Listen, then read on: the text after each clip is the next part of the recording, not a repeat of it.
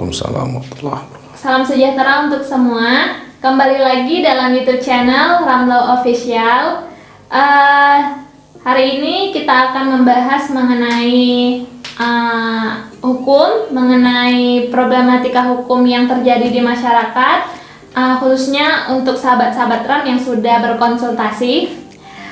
Sebelum kita mau melanjutkan ke materi, di sini udah ada Bang Robi ya. Ya. Apa kabar Bang? Alhamdulillahirabbil alamin. Alhamdulillah sehat. Ya. Dan ini Bang, informasi menarik nih, bukan menarik sih, kayak informasi baru, bahwasanya subscriber kita sudah mencapai 509 orang. Masya Allah, alhamdulillah, terima kasih kepada seluruh pemirsa yang berkontribusi lebih lanjut terhadap YouTube channel Ramlo Official. Semoga lebih maju, bermanfaat, dan satu-satunya YouTube yang menjadikan referensi bagi masyarakat. Alhamdulillah. Jadi untuk teman-teman Ramlo Official, sekali lagi terima kasih atas dukungannya, atas subscribe-nya, dan tidak lupa pula saya juga mau mengingatkan kembali untuk teman-teman yang baru melihat channel YouTube ini untuk like, comment, share, dan juga subscribe channel YouTube Ramlo Official. Ditunggu ya.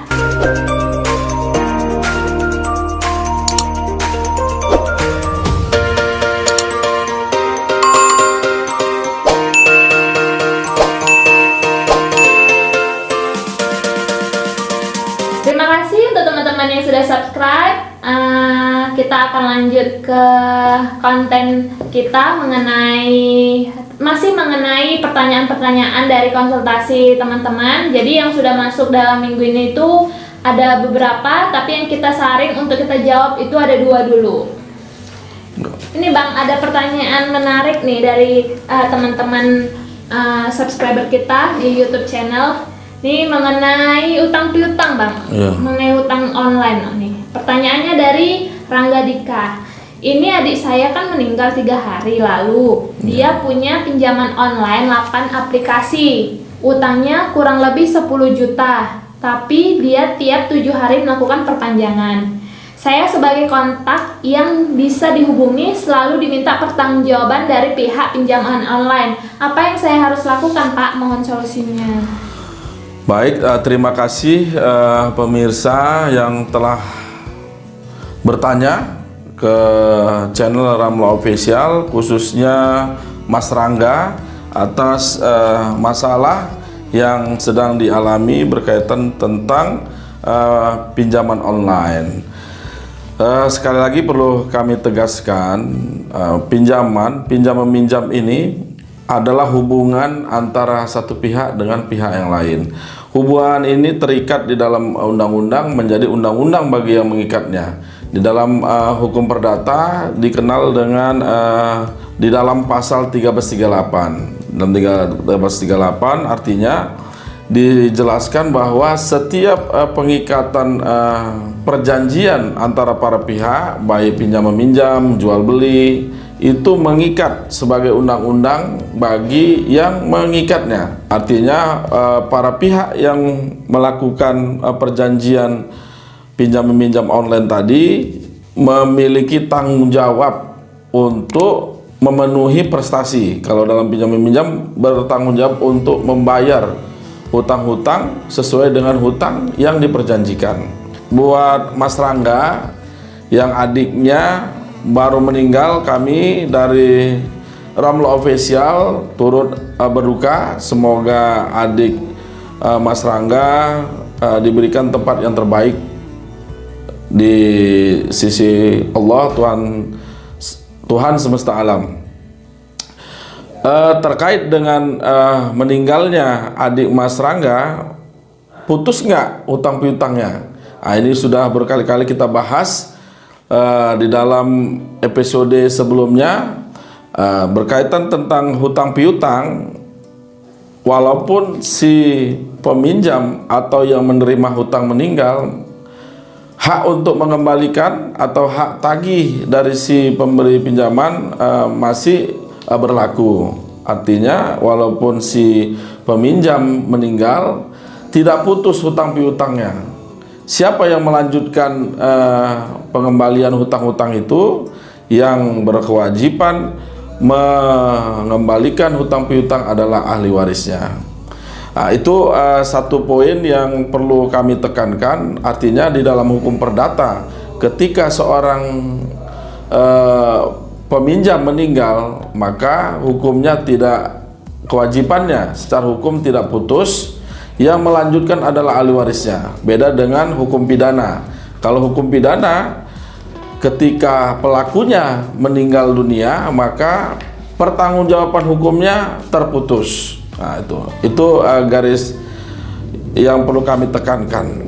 Yang kedua, tadi ada pertanggungjawaban yang dimintakan kepada Mas Rangga, karena Mas Rangga ini sebagai penghubung dari proses pinjam meminjam. Jadi biasanya dalam proses pinjam meminjam ada penanggung jawab, ada yang bisa dihubungi baik satu rumah atau orang yang terdekat dari si peminjam. Kebetulan Mas Rangga adalah abang kandung dari si debitur, si peminjam, dan terhubung komunikasinya sewaktu adik Mas Rangga ini meminjamkan uangnya melalui online. Oleh karena itu, maka bagaimana teknisnya? Teknisnya pertama ya disepakati, dimusyawarahkan kepada keluarga Mas Rangga untuk melunasi hutang-hutang yang telah dihutang oleh almarhum. Yang selanjutnya, untuk mempermudah teknis pembayaran, maka Mas Rangga ini berkomunikasi kepada pengelola kreditur online atau pemberi pinjaman online untuk diatur tata cara pembayarannya. Jadi diatur tata cara pembayarannya, ya sampaikanlah permohonan pengajuan teknis pembayaran yang disesuaikan dengan kemampuan Mas Rangga. Kira-kira diterima atau tidak terima, tapi harus diajukan. Titik poinnya adalah hutang dari adik Mas Rangga ini tetap harus dibayar, karena tidak terputus kewajiban untuk membayar, walau si peminjam, dalam hal ini adik Mas Rangga ini meninggal, tidak terputus untuk membayar. Yang berkewajibanlah membayar itu adalah ahli warisnya. Kira-kira begitu. Teknisnya bagaimana? Mas Rangga bisa mengkomunikasikannya kepada pengelola pinjaman online untuk mengatur ulang teknis pembayaran. Kalau dia mau bertahap, tinggal diajukan bagaimana tata cara pembayarannya menurut kemampuan dari Mas Rangga. Jadi kayak ini ya Bang, Kak, hutang piutang diwariskan lah ya. Ya, hutang piutang diwariskan. Ahli waris. Ahli waris. Tapi beda kalau misalnya pidana. Melakukan kalau sudah meninggal tidak dieksekusi ke penjara lagi atau menanggung hukuman gitu ya. Putus pertanggungjawaban pidananya. Oke. Ini mudah-mudahan jawaban ini menjawab masalahnya Mas Rangga. Dan kita lanjut ke pertanyaan kedua ya Bang. Ini lumayan panjang. Karena teman-teman kita ini bercerita. Ini saya bacakan ya. Dari akun internet. Pak, saya mau tanya, istri saya diadukan mantan pacar adik ipar saya dengan pasal pemerasan 368. Ceritanya begini, barang emas ibu dan istri saya dicuri oleh adik ipar saya dan dijualkannya. Pencurian dilakukan dengan dicicil sejak Desember 2019, baru ketahuan bulan Juli 2020. Dari hasil penjualan tersebut, adik ipar saya memberikannya ke pacarnya waktu itu dengan dibukakannya rekening atas nama pacar adik saya dan dibelikan barang-barang HP, jam tangan, antingan, baju, dan lainnya. Sebagian besar untuk foya-foya. Sejak ketahuan itu, istri saya mengajak RT dan keluarga untuk mengambil uang yang ada di rekening pacar adiknya tersebut. Sudah diserahkan dan disaksikan RT. Ada sejumlah 59 juta. Kemudian selang 1 minggu dari pengambilan itu, adik ipar saya bercerita ke istri saya bahwa barang-barang tersebut masih ada di pacarnya berupa HP, jam tangan, dan antingan. Singkat cerita, istri saya mendatangi tempat kerja pacar adiknya dan meminta barang-barang tadi, kemudian diserahkan secara sukarela. Selang 4 hari dari itu, istri saya diadukan dengan tuduhan pemerasan pasal 368. Padahal itu adalah benar uang hasil kejahatan yang dititipkan adik ipar saya tadi karena sudah tidak berpacaran lagi. Dia meminta istri saya untuk mengembalikan barang-barang itu bersama-sama ke tempat kerja pacarnya tadi. Secara hukum, apakah istri saya bersalah, Pak? Kemudian, apakah tidak ada pasal untuk menjerat mantan pacar adik ipar saya itu karena total kerugian lebih kurang 100 juta. Diketahui juga di dalam chat WA adik ipar dan pacarnya tadi itu ada pembicaraan target uang sebesar 100 juta dan dibujuk rayu untuk pembelian DP rumah. Di chat tersebut juga ada pengakuan bahwa telah diberikan uang sebesar 60 juta, HP, baju, tas, dan lainnya. Apakah tidak ada pasal untuk menjerat mantan pacar adik ipar saya tersebut karena tidak ada itikat baik dari keluarganya untuk mengembalikan sisa barang curiannya? Mohon bantuannya, Pak. Baik, terima kasih Ibu Siti dan pemirsa yang bertanya ke Ramlo Official berkaitan tentang peristiwa yang dialami di dalam rumah tangga. Dalam hal ini ada peristiwa mengambil, menguasai, menikmati barang orang lain tanpa persetujuan si pemilik untuk dinikmati, baik untuk keuntungan diri sendiri maupun orang lain, atau dikenal dengan dalam hukum pidana adalah perbuatan pencurian. Di dalam KUHP itu tersebut di dalam pasal 362. Atas pertanyaan pemirsa tadi, secara garis besar bertanya kepada Ramlo Official ada dua hal. Pertama, apakah bisa si kakak ipar ini dimintakan pertanggungjawaban pasal 368 pemerasan atas pengambilan alih atau meminta kembali barang-barang hasil curian. Yang kedua, bagaimana cara keluarga si penanya untuk memintakan pertanggungjawaban hukum kepada pacar atau pasangan dari adik ipar si pertanya. Perlu kita sampaikan pertama, di dalam KUHP itu ada dikenal dengan perbuatan bersama-sama atau penyertaan. Di dalam KUHP dikenal dalam pasal 55. Jadi dalam pasal 55 ini diklasifikasikan beberapa pertanggungjawaban pidana. Di antaranya orang yang melakukan, orang yang turut melakukan, orang yang menyuruh melakukan. Masing-masing perbuatan ini berbeda-beda pertanggungjawaban pidananya. Tapi secara keseluruhan mereka diwajibkan dan bisa dimintakan pertanggungjawaban atas perbuatan pidana tersebut. Oleh karena itu, melihat dari peristiwa yang disampaikan tadi, bagaimana, apakah bisa dimintakan pertanggungjawaban terhadap pasangan dari adik ipar si bertanya? Kami menyampaikan bahwa adiknya bisa dimintakan pertanggungjawaban dengan dasar bahwa perbuatan pidana pencurian yang dilakukan adik ipar si bertanya diketahui, direncanakan, dan dia secara sadar menerima, mengelola hasil kejahatan yang dilakukan adik ipar si penanya. Ini terkonfirmasi ketika si penanya memintakan barang-barang yang diambil oleh adiknya di hadapan saksi-saksi, diantaranya RT dan beberapa saksi yang lain, dan itu diakui oleh pasangan adik iparnya.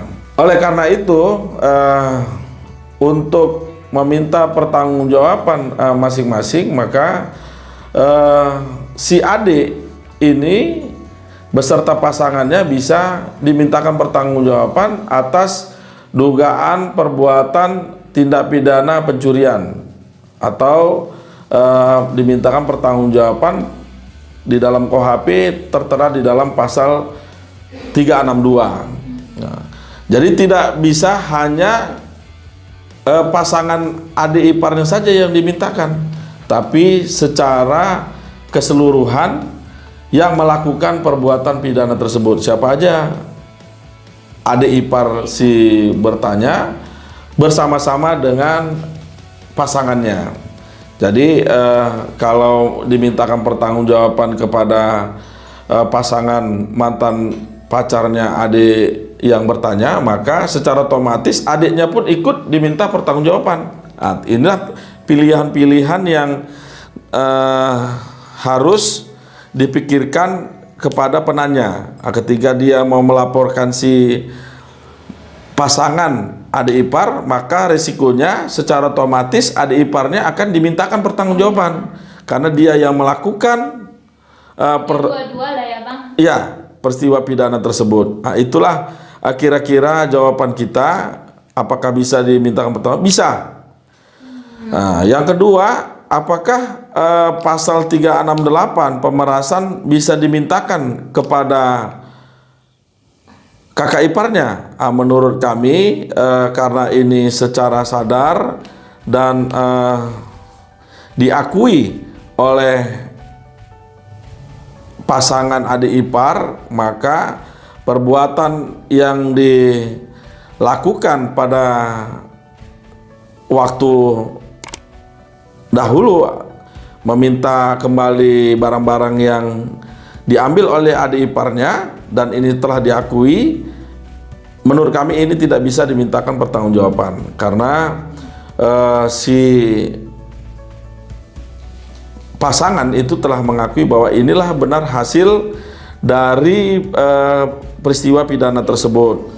Malah di dalam pidana si perempuan si pasangan adik ipar tadi bisa dimintakan pertanggungjawaban dengan pasal penadahan. Jadi menguasai barang hasil kejahatan, tapi terlebih dahulu harus dibuktikan bahwa barang itu adalah hasil kejahatan. Karena di dalam hukum pidana salah satu pembuktian alat bukti adalah pengakuan. Dan diakuinya dan diserahkan secara sadar. Yang berikutnya untuk barang-barang tersisa bagaimana caranya? Harus melalui prosedural hukum. Kira-kira begitu. Berarti ini apa ya, pilihannya dilema juga. Kalau misalnya dia mau melaporkan mantan pacar adiknya juga harus ikut karena pembuktiannya ya keduanya melakukan kejahatan dengan bersama-sama. Tapi kalau misalnya terbukti mereka melakukan kejahatan, pemerasan ini nggak masuk lah ya Bang? Nggak dapat dimintakan pertanggungjawaban. Oke. Mungkin jawaban dari Bang Robi tadi bisa menjawab pertanyaan atas konsultasi kasus oleh teman-teman sahabat RAM atas nama akun internet. Mungkin dua ini dulu ya Bang. Baik, terima kasih. Nanti kita lanjut di episode selanjutnya. Ada beberapa pertanyaan lagi. Untuk sahabat RAM, terima kasih sudah bertanya, berkontribusi untuk channel Ramlo Official. Sampai ketemu di channel-channel berikutnya dengan materi, dengan konten-konten mengenai hukum selanjutnya. Dan tidak lupa pula saya ingatkan kembali lagi untuk teman-teman dan sahabat RAM, jangan lupa dan jangan bosan untuk like, comment, subscribe YouTube channel Ramlo Official. Semoga kita makin banyak membuat konten-konten bermanfaat mengenai hukum dan menjawab semua pertanyaan teman-teman. Terima kasih. Salam Cakrawala Hukum.